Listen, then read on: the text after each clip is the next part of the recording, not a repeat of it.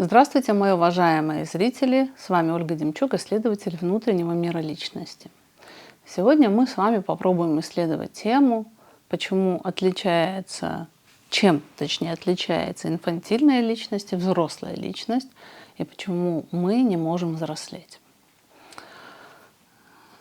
Я нашла вот такую ассоциацию, что человек приносит на психоанализ яйцо. В этом яйце в заперти находится его реальное «я». И он это яйцо как будто подкладывает под психоаналитика для того, чтобы психоаналитик высидел как курица это яйцо, и наконец-то цыпленок вылупился. Человек понимает свою запертость, человек понимает свою заключенность, невольность внутри этого яйца, но он не понимает, как ему получить эту свободу. Проблема в том, что психоаналитик может достаточно долго высиживать яйцо годами, но цыпленок так не вылупится. То есть не произойдет индивидуация. Человек не выйдет на самостоятельный путь. Разбивать это яйцо, некоторые говорят, пожестче со мной говорите мне правду, тоже не получится. Потому что если цыпленок не готов родиться, то, разбивая яйцо, мы получим омлет. Плод внутри, пусть это будет желток, наша душа, она хочет выйти из этого плена, она хочет быть реализованная, она куда-то стремится, но этот импульс, он все время подавляется нашим ложным «я», потому что реализация души и потребности ребенка, они очень сильно отличаются. И если человек застревает в прошлом, то есть он руководствуется детскими страхами, он руководствуется детскими хотелками, то он не дает возможности своей личности пройти эту инициацию, быть реализованным. Проблема в том, что необходимо научиться отличать: я сейчас действую из инфантильной позиции или из взрослой позиции. Потому что подкрепление инфантильной позиции, оно будет держать человека в заперти. То есть так и будет это яйцо с нерожденной личностью. И психоаналитик ничего не сделает, если у человека не меняется целеполагание с детского на взрослое. Ничего, сколько бы он ни высиживал. Давайте попробуем научиться вот на нашей сегодняшней встрече отличать взрослую позицию и детскую позицию. Я подготовила слайды. Итак, записывайте. Когда человек не может брать ответственность, то есть причина эмоций не у меня внутри, а причина вовне. Инфантильная позиция, она всегда отдает ответственность за эмоции другому. Это из-за тебя я злюсь, это из-за тебя я чувствую плохо. И это такое предъявление претензий внешнему миру и другим людям, чтобы они что-то с собой сделали, чтобы мне стало хорошо. Ответственность — это вообще брать ответственность на себя, это вообще взрослая позиция. То есть, когда я злюсь рядом с другим, я не воспринимаю злость как то, что человек мне подкинул. Я воспринимаю злость как мой собственный продукт. Это весьма сложно, потому что как только человек начинает брать ответственность за свои эмоции, у него в корне меняется вся его жизнь. Он, во-первых, начинает быть хозяином этих эмоций, он понимает, что это я могу подкрутить больше-меньше. Вот это вот, как она называется, Господи, тумблер пусть будет. Я этим тумблером владею, не кто-то другой. Потому что если отдать ответственность за эмоции, там, за больно, за страшно и так далее, то ты начинаешь быть зависимым как ребенок, который не может сам справиться со своими эмоциями. То есть ребенка мама успокаивает, ребенка мама говорит, что не страшно. ребенку мама что-то делает, чтобы он перестал плакать. И вот эта инфантильная позиция, невозможность брать ответственность за эмоции, оставляет нас не повзрослевшими. Второй пункт. Накормить себя сама я не могу. Это всегда обращение к другим людям, чтобы они дали то, что мне надо. Это доходит до абсурда. Даже в сексе человек молчит и не говорит, как ему нравится, как ему не нравится. Не говорит, не проявляет инициативу. То есть это такое состояние младенца, которого перекладывают с места на место, которого несут с места на место. Вот инфантильная позиция — это всегда вот такой вот младенец, который не может влиять, сказать маме: поедем туда на колясочке, или эту кашу я кушать не хочу, вот с бананами давай. То есть это немое, инертное отношение к жизни. Вот это накормить не могу сама, это состояние невозможности насытиться. То есть этот голод, он постоянно присутствует. Из-за этого невозможности насытиться человек не чувствует удовлетворенности и счастливой удовлетворенности. То есть то, что дают другие, это не то, что я хочу. То, что я хочу, я сама не могу взять, и поэтому я ощущаю неудовлетворенность. Так поэтому люди ходят по семинарам, и все семинары не те. Из-за этого человек с трудом понимает, кто перед ним какой лектор, потому что он не различает, он туда ходит не учиться, а поглощать эту информацию. Такая всеядность появляется. Третий пункт. Я завишу от реакции на себя. Ребенок действительно зависит от себя, как и накормить себя сам не может. Потому что от реакции на него матери зависит его удовлетворенность или неудовлетворенность. Я не говорю о наплевательском полностью отношении к тому, как реагируют на вас люди. Но я говорю о тотальной детской зависимости, понравился я или нет. И ребенку важно нравиться всем. То есть, когда ему говорят 5 комплиментов, там, не знаю, 5 человек на лекции сказали, что он хороший, один сказал, что он плохой, ребенок воспринимает это как это злые люди пришли ко мне на лекцию. То есть невозможность отличать, невозможность детализировать. Вот эта зависимость реакции на себя, она абсолютно детская. И тогда человек озадачен не тем, чтобы делать дело, а тем, как на него прореагировали. Улыбается ли ему, рады ли ему, он хочет собой восхитить, он хочет выдать какую-то реакцию эмоциональную от другого человека на себя. И из-за этого тратится громадное количество сил именно на произведение впечатления, а не на делание дела. То есть человек как будто занят спецэффектами. Четвертый пункт. Я предлагаю себя всего. Я предлагаю себя всего. Это важный пункт, потому что ребенку ему нечего предложить. От него нету никакой пользы. Он может только радовать собой. То есть люди радуются, когда смотрят на меня. И от того, они радуются или нет, зависит мое счастье, получение вот этих всех преференций, всех бонусов.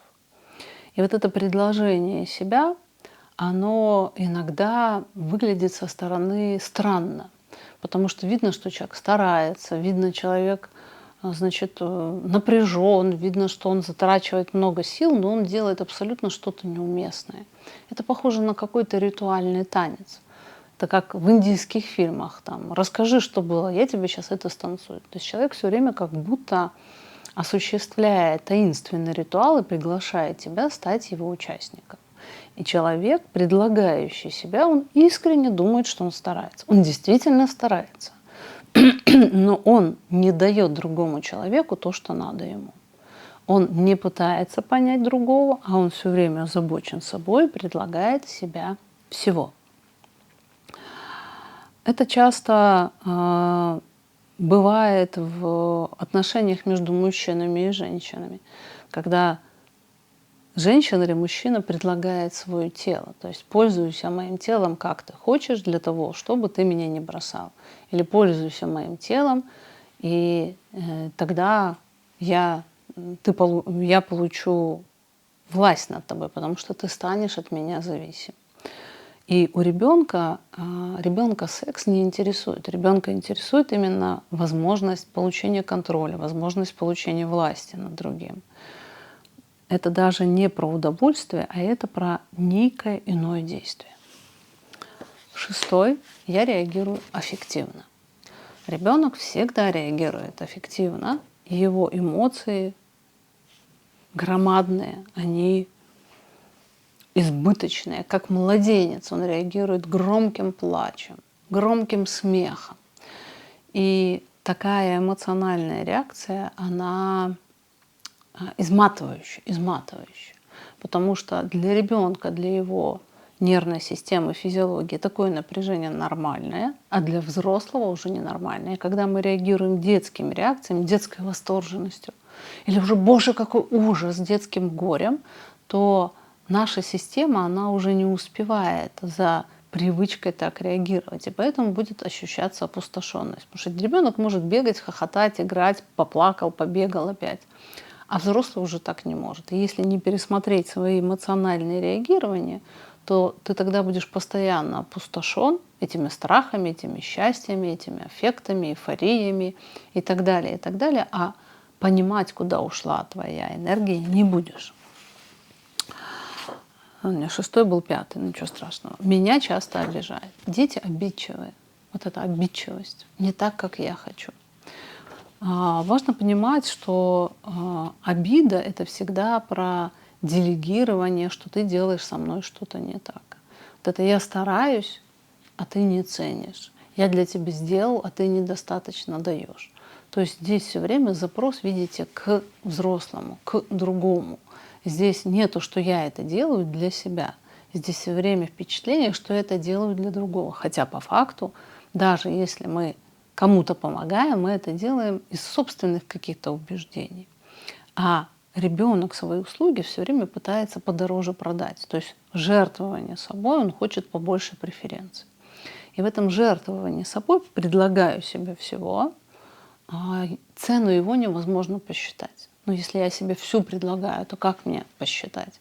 Если я предлагаю свои услуги в чем-то, понятно, сколько они стоят. А если я всего себе предлагаю, то тогда я не смогу составить себе цену. Ее будет то слишком много, то слишком мало. Это все время будет претензия по отношению к другому. Инфантильность, она обидчива, и она все время реагирует болью. То есть вот как ребенок, он действительно заперт, он действительно зависим, он действительно не может встать и уйти, и поэтому он должен эмоциональной реакцией как-то, эмоциональной манипуляцией как-то подчинить этого взрослого, чтобы он вел себя так, как надо. Он не может сменить, он чувствует эту зависимость. И это эмоциональное манипулирование тоже присуще инфантильности, давить на психику им. Отсюда следует наш 7 пункт. Я страдаю, я терплю, я злюсь. Вот это вот «я страдаю», нахождение в состоянии жертвы, когда человеку кажется, что он ничего не может изменить, что он никуда не может пойти, что он ни на что не влияет, это типичное детское состояние. Человек мало того, что терпит, он еще выставляет счет за это терпение. То есть я терплю сам, я сам выбрал терпеть, но это ты мне должен за то, что я терплю. Или же человек терпит и чувствует, какой он святой и какой он весь прекрасный, потому что он так много терпел. Ему говоришь, не надо было терпеть, надо было сказать. И у него нету такой опции, потому что ребенку гордиться чем-то сложно. В чем-то наращивать свои навыки. Ребенок еще не понимает этого. И иногда терпение становится вот тем, что он хвастается, тем, что он, в чем он совершенствуется. Я вот это могу вытерпеть, и это, и это, и это. Несомненно, невозможность терпеть, категоричная, противоположная сторона, это тоже про детей. Дети не могут терпеть. И здесь понимание, что ты терпишь, но понимание, зачем тебе это надо.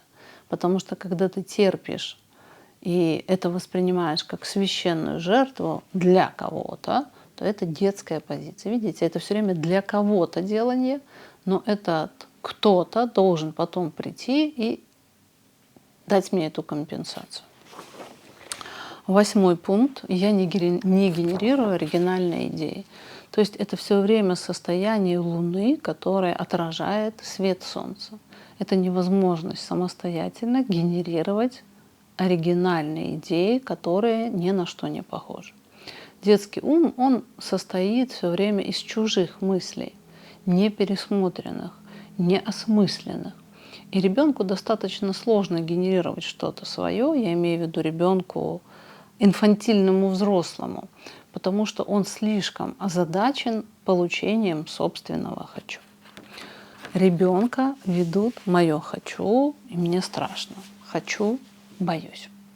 Выход из инфантильности достаточно сложен, потому что она эмоционально заряжена, и если не подвергать свои эмоции сомнению, то ты будешь заключен в этой инфантильности. Инфантильные страхи и инфантильные желания. Не получится в этом случае не быть инфантильным, а в другом я побуду. То есть это должно быть какое-то стратегическое решение, стратегическое намерение выйти из инфантильности. И с каждым этим пунктом необходимо работать отдельно. Попробуйте по этим пунктам составить, пусть каждый из них 10 баллов. Вот попробуйте посчитать свою инфантильность. Как вы чаще всего реагируете? После того, как вы поймете, что эти реакции инфантильны, то есть вы будете их такими считать, у вас появится возможность выйти из этого, то есть у вас появится выбор. Не полное доверие этим, не полное доверие этому, а появление альтернативного варианта. То есть появление взрослой реакции. Я реагирую как ребенок, как бы прореагировал взрослый. Пишите в комментариях, какие пункты ваши. И напоминаю, что у нас 19 ноября состоится вебинар «Контекст». Мы там будем как раз учиться с высоты птичьего полета смотреть на многие процессы для того, чтобы понимать, а что сейчас происходит. До встречи!